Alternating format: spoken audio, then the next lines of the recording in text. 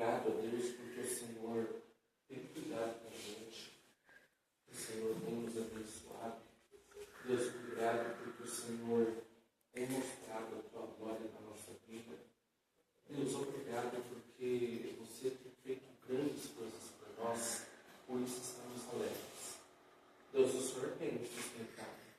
O Senhor tem cuidado de nós. O Senhor tem nos abençoado.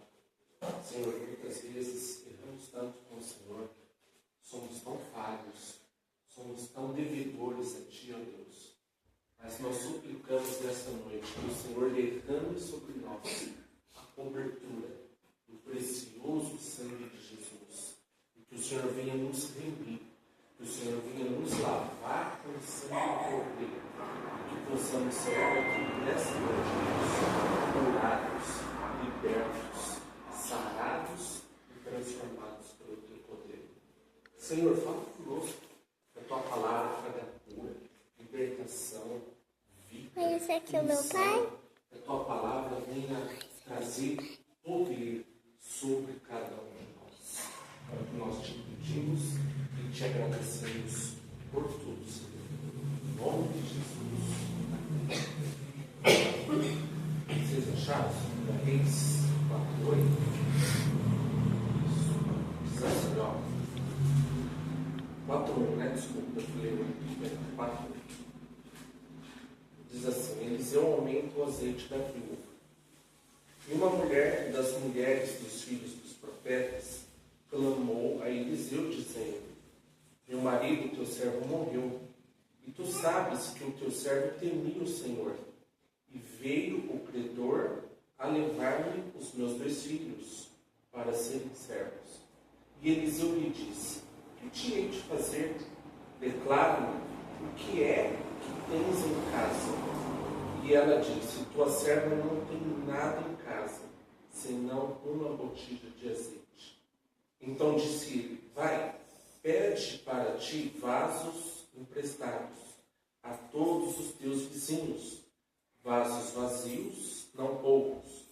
Então entra e fecha a porta sobre ti e sobre os teus filhos, e deixa o azeite e deita o azeite em todos aqueles vasos, e põe à parte o que estiver cheio. Partiu, pois, dele, e fechou a porta sobre si e sobre seus filhos. E eles lhe traziam os vasos, e ela os enchia. E sucedeu que, cheios que foram os vasos, disse a seu filho: Traze-me ainda um vaso. Porém ele lhe disse: Não há mais vaso nenhum. Então o azeite parou.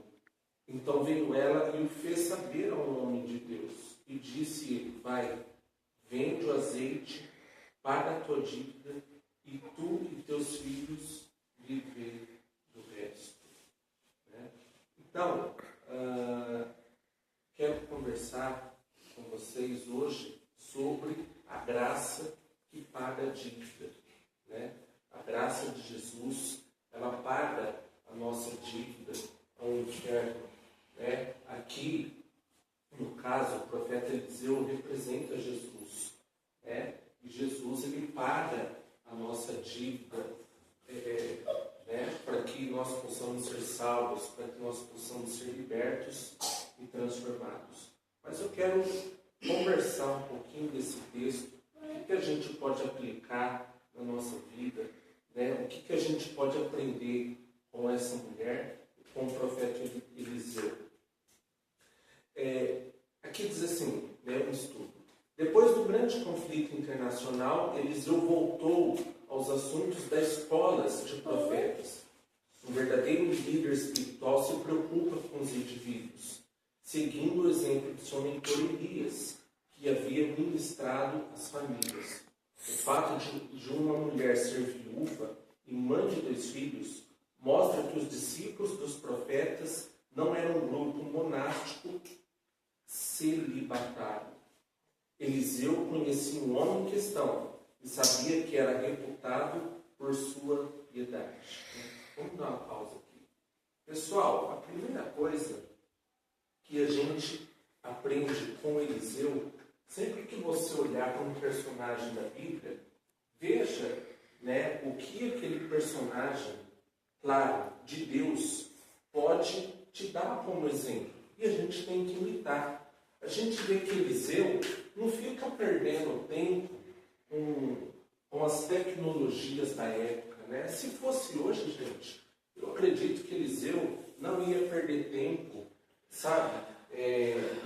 Horas em redes sociais, né? Eu não sou nada contra, pelo contrário, é bom, é ótimo a gente ter as ferramentas e redes sociais. Eu faço uso delas, uso elas para pregar o Evangelho, mas você passar 3, 4 horas, né, numa rede social, vendo vídeos, foge do equilíbrio, né? Eliseu não perdia tempo com a televisão.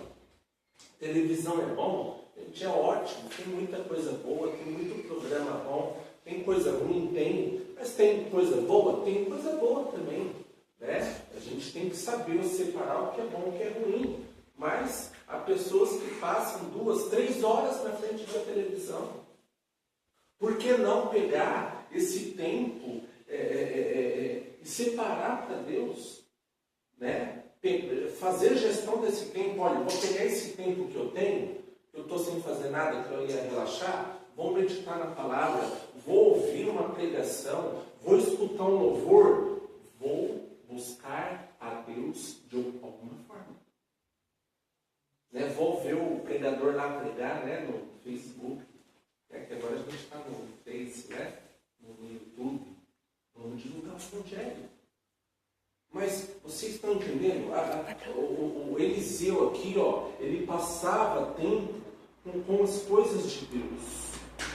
Né? Ele não perdia tempo. Né? Ele fazia gestão do seu tempo. E o que Jesus falou? Buscar em primeiro lugar o reino da sua justiça. E as demais coisas vos serão acrescentadas. Por que Deus, gente, não acrescenta muitas coisas na vida de pessoas? Porque elas não buscam Deus. Invertem as prioridades. Aí não tem como Deus abençoar. Mas quando o meu coração está no reino, está na palavra, está nas coisas de Deus, aí Deus faz aquilo que está no Salmo 37:4. Agrada-te do Senhor, e Ele concederá os desejos do seu coração.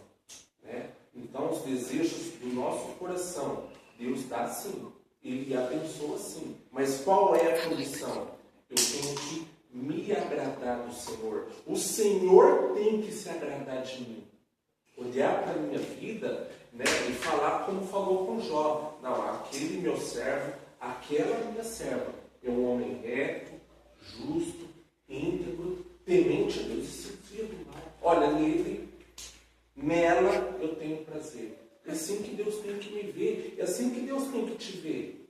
Olhar para nós e falar, ó, aquele meu servo, eu tenho prazer. Porque ele me busca. Porque da mesma forma que eu tinha um relacionamento lá com Adão e Eva, hoje eu tenho, né, com o Mazinho, hoje eu tenho com a Noemi, hoje eu tenho com o Ivan, hoje eu tenho com a Dona Maria, hoje eu tenho com as pessoas lá da terra, esse relacionamento. Porque, gente, Adão e Eva já foi. Com quem que Deus vai se relacionar agora? Comigo. Com você. Mas a gente, esse negócio fica me segurando, né? Shopping aqui. Mas a gente tem que se dispor para o reino. Né? A gente tem que se doar para Deus. Né?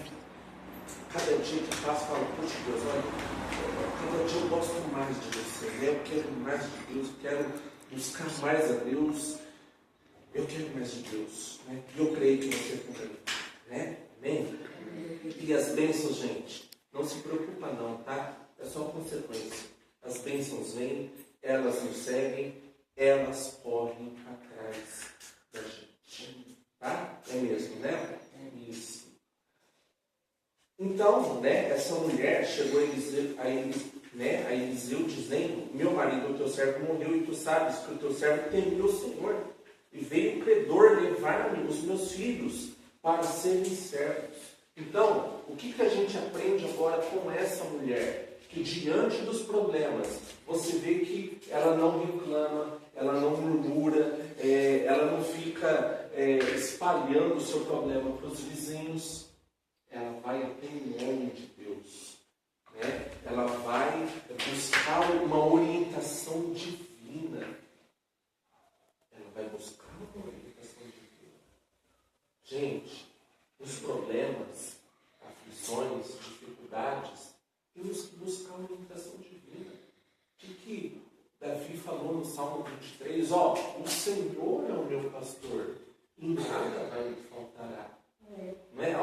ainda que eu ande pelo vale das sombras da morte, tu estás comigo.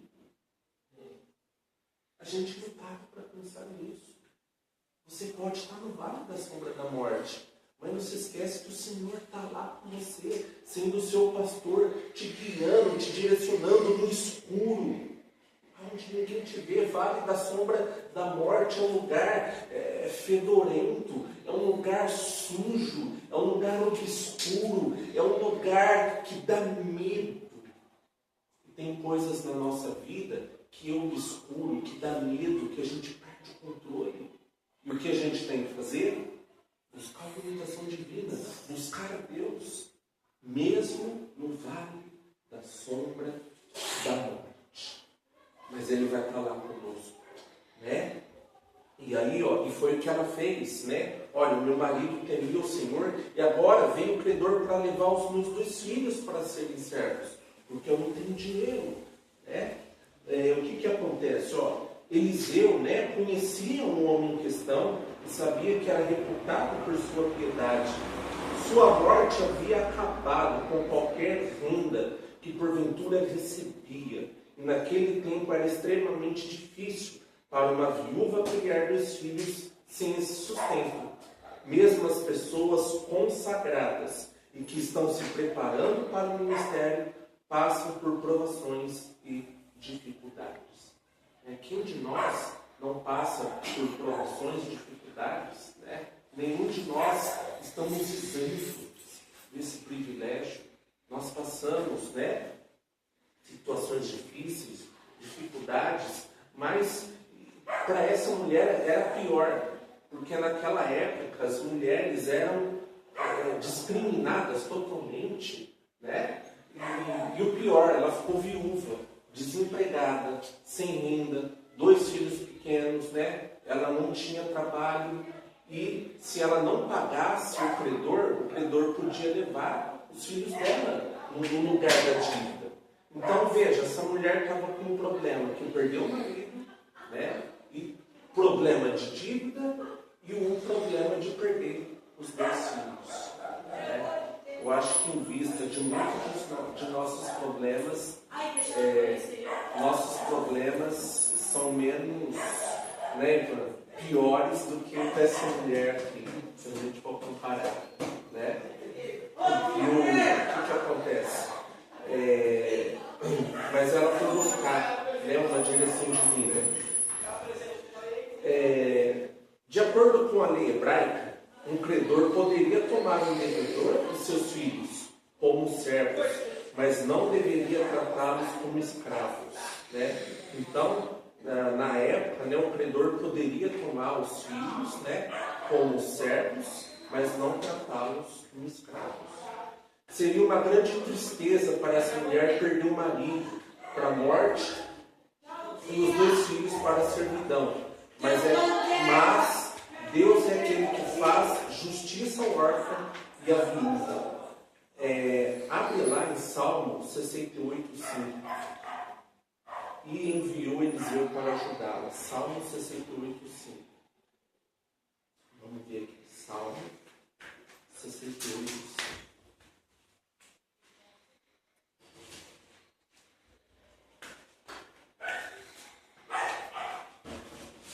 Salmo 68:5.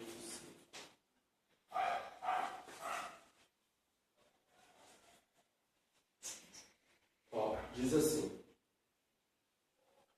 Pai de órfãos e juiz de viúvas é Deus no seu lugar santo.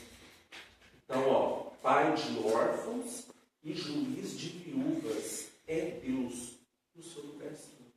Então Deus cuida dos órfãos, né, e das viúvas. E Deus, gente, cuida de mim. Deus cuida de você. A gente vê que Deus dá atenção, né, aos mais desprezados, aos mais pobres, aos mais sem condições. É aquele que Deus está olhando e é Deus quem faz justiça, né, na vida de pessoas menos favorecidas. E pessoas simples e humildes, como eu e você. Você acha que Deus não vai atentar para a gente e nos ajudar? Claro que vai. Deus vai atentar para mim, para você, naquilo que for preciso, Ele vai nos orientar, Ele vai nos ajudar, tá bom? Com frequência, Deus parte daquilo que já temos, né? Por que eu digo isso? Porque aí, o Eliseu disse assim, né? No versículo 2: que te hei de eu fazer? Declara-me, que é que tens em casa? E ela disse: tua serva não tem nada em casa, senão uma botija de azeite. Então, Eliseu falou: olha, eu humanamente não posso fazer nada, mas Deus pode, né? Deus pode fazer por você, né? E aí, ele falou: o que você tem em casa? Eu falei: olha, eu tenho apenas, não tem nada senão uma botija de azeite. Então, você já imaginou que abrir a despensa e não ter nada? Hoje, se eu e você abrirmos a despensa, vai ter lá pelo menos um pacote de arroz, né? Um pacote de bolacha, um pacote, às vezes um doce escondido lá, né? Um pacote de alguma coisa, mas vai ter. Mas essa mulher não tinha literalmente nada. Apenas, né? Como ela diz aqui, uma botija de azeite. Só. Né? Mas para realizar um milagre, Deus parte daquilo que já temos. Moisés tinha em mãos um bordão. E Deus usou esse instrumento para realizar grandes coisas. Pedro e seus companheiros tinham em mãos suas redes de pescar. O menino tinha alguns pães e peixes.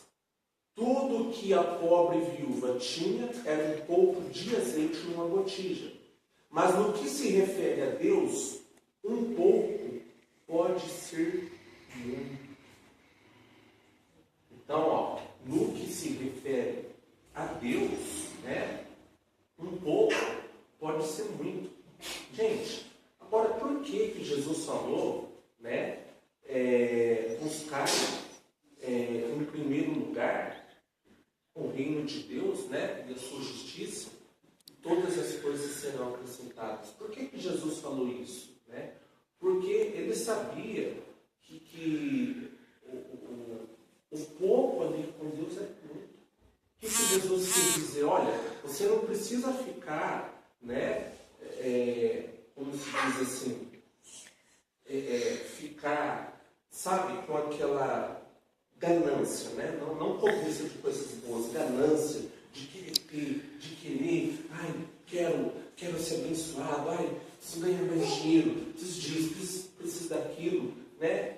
O que Jesus falou? Olha, se você buscar o reino, você pode ter todas essas coisas sem você ficar se matando na vida. E eu provo isso para você aqui no Salmo 127. Abre lá no Salmo 127. Salmo 127.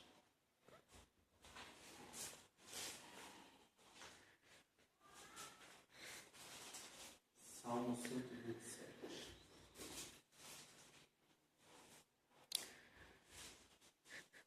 Salmo 127. Olha o que diz aqui,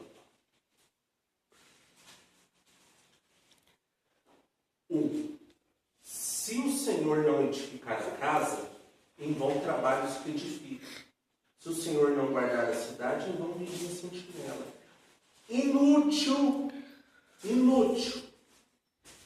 Vos será levantar de madrugada, repousar tarde e comer o pão de dores, pois assim dá ele aos seus amados o sono. Então, gente, se Deus não edificar a minha vida, meu trabalho, minha profissão, você pode ter 3 empregos e a coisa pode não render, a coisa pode não andar. Você com 3, 4 empregos pode continuar no perrengue com a vida miserável e devendo ainda. Porque se a gente não depende de Deus, é inútil levantar de madrugada. É inútil. Não estou querendo dizer que a gente não deva se esforçar na vida. Não é isso. É que a gente tem que se esforçar, mas colocando Deus na frente de tudo. Dependendo dele. Pedindo, Deus, abençoe meu trabalho. Deus, vai na minha frente. Né? Deus, toma o controle de tudo. E deixar ele agir na nossa vida. Né? Então, e se o Senhor não edificar a casa, em vão trabalhos que edificam. Então, é Deus que tem que edificar o seu casamento, sua vida financeira, sua vida familiar. É Deus que tem que edificar a sua vida. Né? É Deus que tem que edificar os seus filhos. Né? Cuida da sua família, cuida dos seus filhos, olha por eles. Aí você fala, pregador, mas como que eu edifico a minha família? Jó deu exemplo. Jó orava pelos seus filhos. Jó intercedia pela sua família. E ele teve uma família abençoada. Quer ter uma família abençoada? Ore por ela. Abençoe ela. Jejue por ela. Você vai ver que Deus vai cuidar da sua família. Né? Abre aqui comigo no Salmo 37, no versículo 37.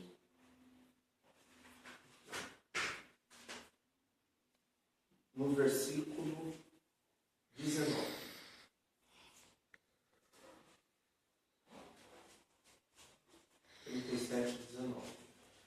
Bom, mas o interessante é do 16 também. Vamos lá no 16. 37 e 16.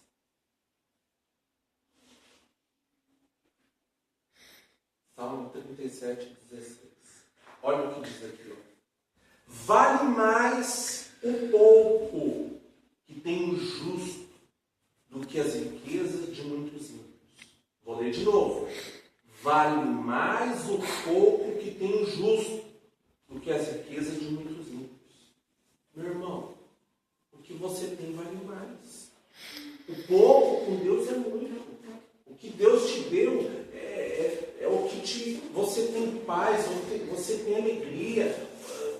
Sabe, você tem que ter prazer naquilo que Deus te deu. Deus te deu um carro, uma casa, uma família. Seja grato. Não seja mal agradecido. Eu podia ter uma mulher melhor. Eu podia ter um carro melhor. Eu podia ter um emprego melhor. Eu podia ter um carro melhor. Eu podia ter uma vida melhor. Será que não é eu e você que temos que melhorar? É as coisas ao meu redor que tem que melhorar ou sou eu? Eu acho que não. Eu acho que o país devia melhorar. E eu como brasileiro, eu estou fazendo o que para melhorar a minha nação? Você está orando pelo seu país? Você está jejuando pelo Brasil? Você está abençoando o Brasil? Ou só está jogando praga, amaldiçoando, falando que não presta, falando que não vale nada? Meu querido, dá poder nas nossas palavras. Abençoe o país, ore pela nação, entrega ao Senhor, Ele é o Deus das nações.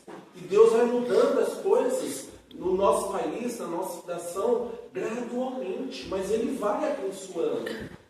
A minha função e a sua função é abençoar.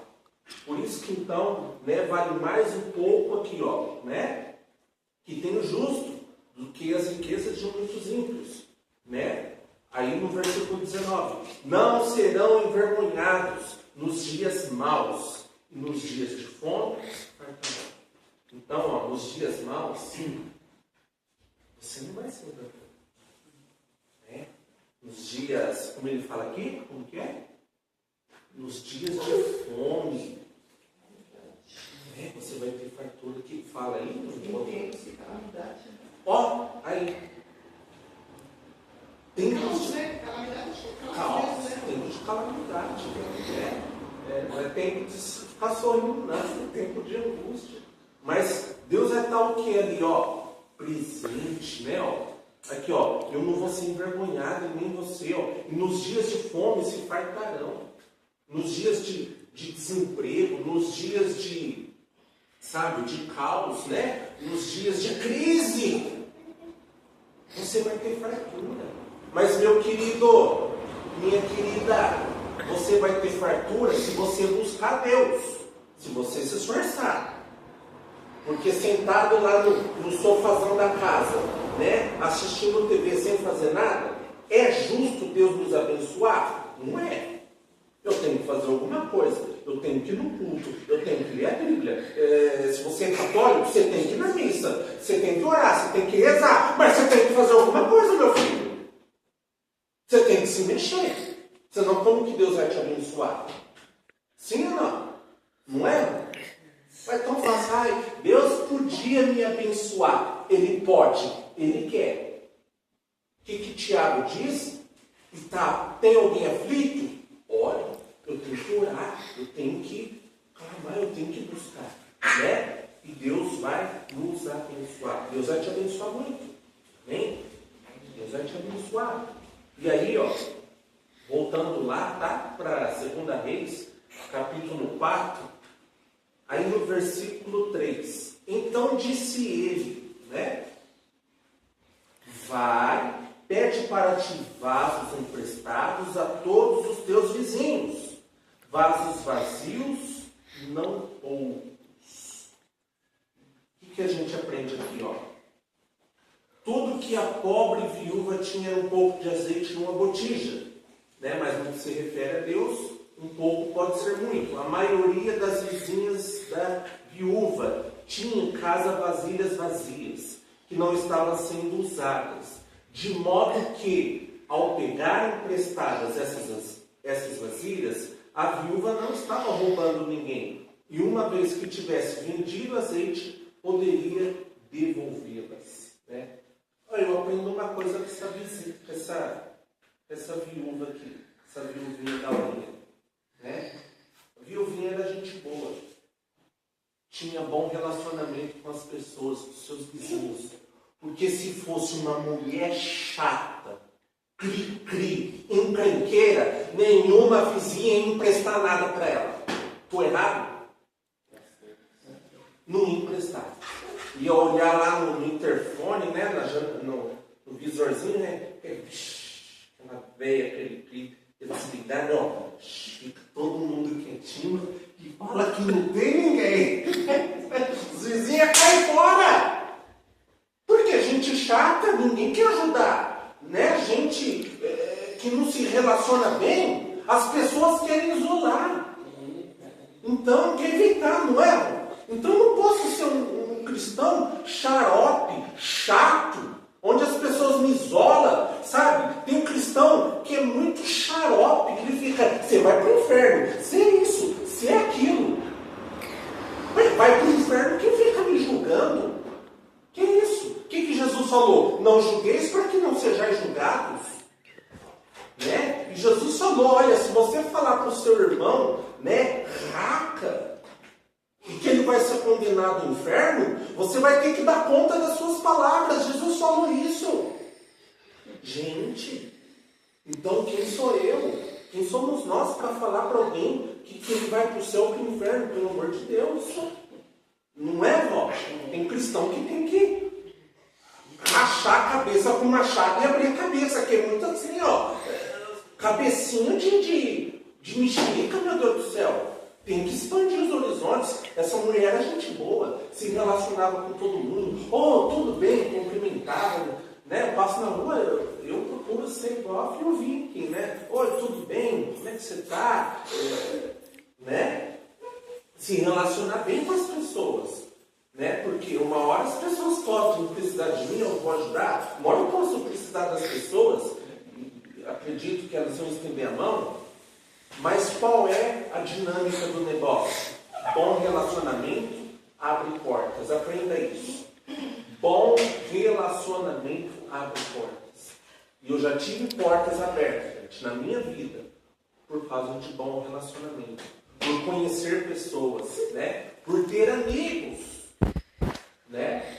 Não que os amigos pudessem fazer alguma coisa por mim, mas Deus usou aqueles amigos para me abençoar. E o que Deus estava fazendo aqui? Usando as amigas dela para abençoar a vida dela, emprestando as vasilhas vazias, né?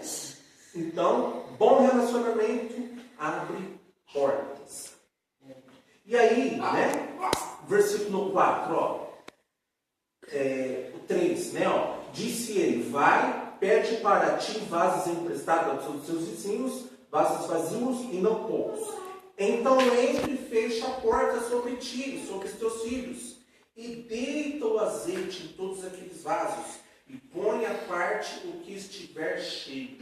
Partiu, pois, dele, fechou a porta sobre si, sobre os seus filhos, e eles lhe traziam os vasos, e ela os enchia. Você sabe por que essa mulher foi abençoada? Porque ela creu na palavra de Deus. Ela acreditou. Gente, tem gente que quer ser abençoado, olha, não vai no culto. Né? Ou se é católico, não vai numa missa, não lê a Bíblia, não ora, ou não reza. Gente, como é que você quer ser abençoado? Você tem que crer na palavra, você tem que ler a Bíblia. Se eu ou você queremos ser abençoados, a gente tem que ler a Bíblia, ouvir as pregações, receber e crer. E outra, quando você receber, não fica torcendo o nariz, mas tem gente que torce assim, né? Nariz ou a boca, né? Mas aquilo que o pregador falou lá, eu não concordo. Filho, para de ser nhenhenhen. Pega a palavra, puxa, olha que palavra abençoada, que palavra boa. Eu vou crer, vou receber e vou ter vitória. E foi o que essa mulher fez. Ela não ficou, mas será? Ixi, mas será que o povo vai emprestar? Profeta, vou ter que sair desse calor. Eu vou suar. Meu Deus, vou ter que andar quantos quilômetros, hein? Quantos vizinhos. Sabe aquele tipo de gente, Noemi, que você manda fazer um negócio, fica pondo empecilho? Fica pondo empecilho? Mas será que vai ter gente em casa? Mas será que tamanho será que é a botija? Mas será que vai dar certo as vasilhas? Mas será que vai ter azeite suficiente? Mas como que Deus vai fazer isso, Ivan? Não recebe mesmo, tá? Fica na pendura, fica na pindaíba e chupando o dedo assim, ó. Sem receber nada de Deus, porque não crê. Não, filho. Um homem de Deus, uma mulher de Deus, não questiona, crê na palavra e deixa Deus operar um milagre. Né? Então, ela fez, né, o que o nome de Deus falou. Eliseu instruiu a fechar a porta, a fim de que ninguém visse que um milagre estava ocorrendo em sua casa. Sem dúvida, ela advertiu os filhos a não comentarem sobre o assunto. Por quê? Roupa suja se lava dentro de casa. Né? E milagre a gente conta na hora certa, não durante o processo. Né? Deixa Deus agir, a gente deixa Deus trabalhar. A quantidade de azeite que recebeu foi limitada apenas pelas vasilhas disponíveis. E isso, por sua vez, foi determinado por sua fé. Né? Se a gente for ver aqui, no versículo 6, e sucedeu que cheios, que foram os vasos, disse a seu filho, traze-lhe ainda um vaso. Porém ele lhe disse, não há mais vaso nenhum. Então o azeite parou. Né? Então, quando ela foi enchendo, né, as vasilhas, o azeite derramando, né, foi trazendo outros vasos, trazendo outros. Outras traduções falam vasilhas, né? Outras traduções falam vasos, mas eram botijas vazias. Foi trazendo. A hora que ela falou, traz mais um. Mãe, acabou os vasos. Aí a Bíblia diz que o azeite parou. Né? Parou. Então, por que parou? Né? A quantidade de azeite foi limitada, né? Apenas pelas vasilhas e, por sua vez, foi determinado por sua fé. Jesus sempre falava, né? Faça-se conforme a vossa fé. Mateus 9:29. O dinheiro da venda do azeite foi suficiente para pagar a dívida e prover o sustento para ela e seus dois filhos. Então ela, né, encheu todas as vasilhas, né? Vendeu azeite, pagou o credor e e sobrou para ela os seus 2 filhos. Ela ainda desfrutou do milagre, né? Sobrou, né? A bênção de Deus sobrou para ela. Eu acredito que ela deu até um pouco de azeite para algumas vizinhas. Ela falou: olha, Deus me abençoou, eu não vou ser egoísta, não vou ficar só para mim, quero dividir, quero compartilhar, quero abençoar vocês, né?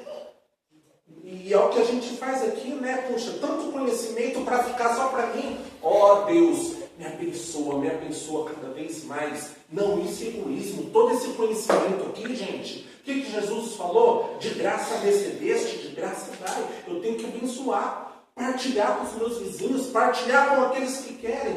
E Deus vai abençoando a mim e a você, né? E você que está nos assistindo também. Amém, Jesus? Amém. Eu gosto muito da palavra de Deus. Eu creio que você também, né? Senão você não estaria aqui. Nem sempre o Senhor realiza milagres desse tipo para nos ajudar a pagar nossas dívidas. Mas Ele supre as nossas necessidades, se crermos e obedecermos. Se entregarmos tudo a Ele, Deus pode fazer com que uma pequena quantia tenha um grande rendimento. Esse milagre também nos lembra do maior milagre de todos, o perdão pela graça de todas as nossas dívidas com o Senhor, por intermédio da fé em Jesus Cristo, né? Então, gente, o que acontece? Olha, coloca uma coisa no seu coração. Se você orou, Deus vai te responder. Só que muitas vezes, a gente tem aquele pensamento racional, né? Eu estou passando um aperto, mas eu acho que eu estou achando que Deus vai mandar alguém e vai me abençoar com um valor, com uma oferta, com um bom dinheiro. Às vezes Deus pode fazer isso, como a gente já viu, já testemunhou muitas vezes. Mas muitas vezes não. Nós vimos casos em que Deus abriu a porta de mais um trabalho para um dos cônjuges trabalhar, e Deus proveu, né, o dinheiro através do salário, através da renda, né? Então, a gente não sabe como Deus vai fazer. Só que o mais importante é nós crermos e deixar Ele fazer da maneira dele, e Ele vai operar um milagre, né? E quando a gente fala de dívida, né, nós temos um milagre, né, que é o quê? Perdão pela graça, né? Onde Cristo pagou as nossas dívidas, né? Morreu por nós para nos salvar do inferno, né? Para nos tirar de uma vida de pecado e nos dar o quê? A vida eterna, né? Abre lá em Colossenses 2:13. Colossenses 2:13. Colossenses 2:13. Lá no finalzinho da Bíblia, né? 2:13.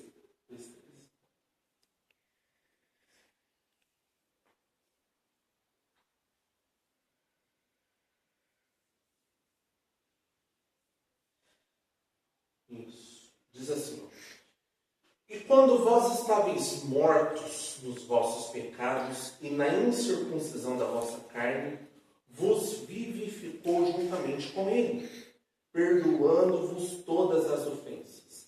Então nós estávamos o quê? Mortos no pecado. Mas Jesus nos deu vida, né? Aqui, ó, juntamente com Ele e perdoando as nossas ofensas. Então, Jesus nos deu vida.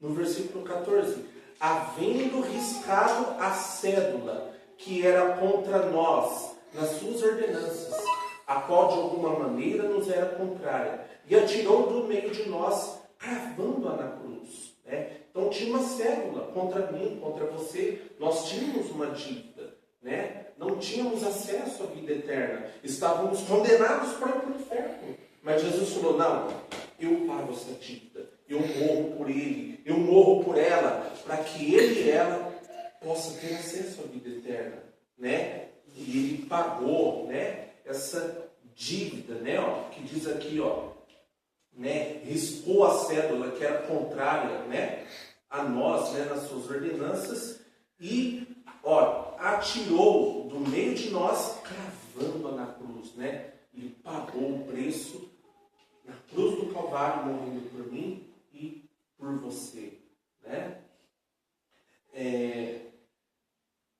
E aí, nós terminamos aqui, né? Que diz, Eliseu não teve de pagar coisa alguma para que Deus provesse o dinheiro necessário, a fim de quitar a dívida. Mas Jesus Cristo teve de pagar com sua vida, para que nossos pecados fossem perdoados, né? Então, Eliseu, ele não precisou pagar nada para que Deus viesse e provesse o dinheiro necessário para aquela mulher pagar a dívida. Eliseu não precisou pagar. Mas Jesus precisou pagar, né? Jesus, né, ele teve que pagar e com a sua vida, né? Pagar com a sua vida para que os nossos pecados fossem perdoados. E hoje, pela graça e pela fé, eu e você temos acesso a Deus através do precioso sangue de Jesus, né? Vertido lá na cruz do Calvário por mim e por você, né? Não tem riqueza maior, gente. Não tem riqueza maior do que termos o Espírito Santo, a palavra, a presença de Deus dentro de nós. Essa é a maior riqueza que nós temos. O resto é consequência. O resto é cuidado de Deus. E como diz a Bíblia, o resto, gente, o resto é vaidade. O resto é vaidade. Deus dá, né? Eu sempre falo, não se preocupe com o material, né? Carro de 2 em 2 anos está lançando outro, roupa, a gente engorda e depois perde, né? Celular, né? Cada ano está lançando. Vocês estão entendendo que as coisas materiais, elas são fúteis. Porque hoje está na moda, amanhã não está mais. Mas a presença de Deus não. Ela é permanente. Ela é algo que eu preciso e que você precisa. Tá bom? Valeu nossa conversa? Que Deus te abençoe. Tá bom? Que Deus possa realizar tudo aquilo que Ele tem para fazer na sua vida. Tá bom? Eu vou orar por você, tá? Vou te abençoar, tá? E aí eu vou ungir você.